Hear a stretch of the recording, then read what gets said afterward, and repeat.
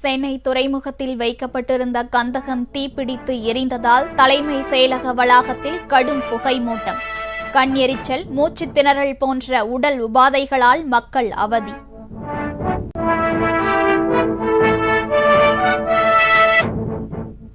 தமிழ்நாட்டை சேர்ந்த பெண் வழக்கறிஞர் மோகனா உள்பட 5 பேர் உச்சநீதிமன்ற நீதிபதிகளாக பதவியேற்பு. மொத்த நீதிபதிகளின் எண்ணிக்கை 37 அதிகரிப்பு. That the Constitution of India has by law established. That I will bear true faith and allegiance to the Constitution of India.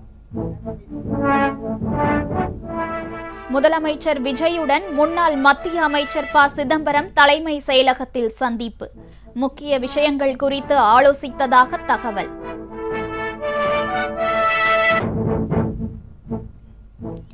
பருவமழை முன்னெச்சரிக்கை பணிகள் குறித்து அமைச்சர் செங்கோட்டையன் ஆய்வு. திட்டமிட்டபடி நாளை மறுநாள் பள்ளிகள் திறக்கப்படும் என அறிவிப்பு.